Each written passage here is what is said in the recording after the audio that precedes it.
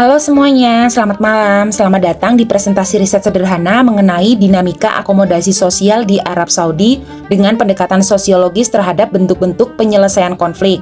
Riset ini disusun oleh saya, Indah Fitriani, dari Prodi Arsitektur di bawah bimbingan dosen pengampu Ibu Dian Monika Ervelin Basri, STMT.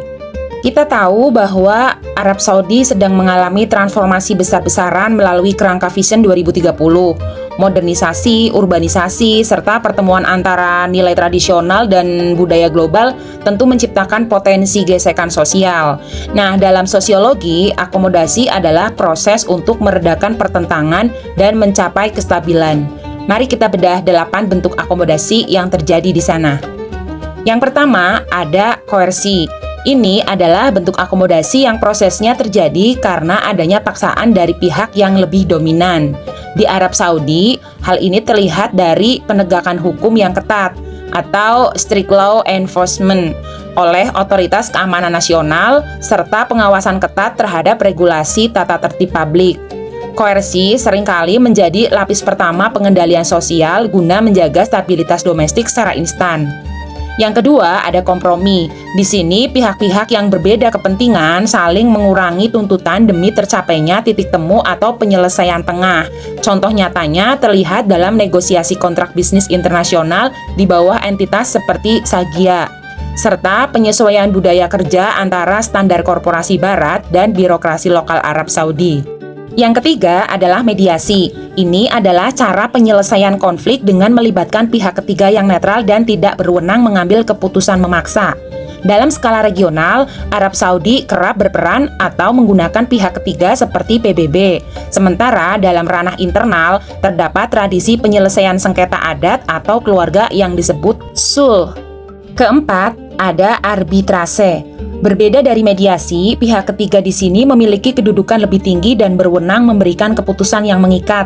Contohnya adalah peran Saudi Center for Commercial Arbitration atau SCCA atau sengketa bisnis besar, serta keputusan tingkat tinggi atau Royal Decree dari pemegang otoritas tertinggi. Yang kelima adalah adjudikasi, yaitu penyelesaian konflik secara formal melalui jalur pengadilan resmi negara. Arab Saudi menggunakan sistem peradilan syariah dan perdata seperti Mahkamah Umum dan Dewan Al-Mazalim, serta pengadilan ketenagakerjaan yang melindungi hak pekerja lokal maupun asing secara legal formal. Yang keenam, ada stalemate. Kondisi ini terjadi saat pihak-pihak yang bertentangan memiliki kekuatan seimbang sehingga terpaksa berhenti pada satu titik atau status quo. Hal ini kerap mewarnai dinamika geopolitik di kawasan Teluk serta persaingan antar raksasa energi dalam memegang kuota pasar industri. Yang ketujuh, ada toleransi, yakni bentuk akomodasi yang lahir secara sadar dan spontan tanpa paksaan hukum. Seiring berjalannya Vision 2030, jutaan ekspatriat dari berbagai belahan dunia kini dapat hidup berdampingan secara damai, menunjukkan adaptasi sosial yang semakin terbuka di kota-kota seperti Riyadh dan Jeddah. Yang kedelapan atau yang terakhir ada konsiliasi, yaitu usaha mempertemukan keinginan pihak yang berselisih melalui forum atau lembaga khusus. Di Arab Saudi, wadah seperti Dewan Syura atau Majlis Al-Syura dan Pusat Dialog Lintas Budaya berperan aktif menyatukan aspirasi publik serta mempererat pemahaman antar kelompok. Sebagai kesimpulan dari riset sederhana ini, yang pertama, proses akomodasi di Arab Saudi berjalan sangat dinamis dari bentuk formal, otoritatif, hingga sosial cultural. Kedua, transformasi Vision 2030 menuntut pergeseran dari sekedar koersi menuju pendekatan yang lebih dialogis.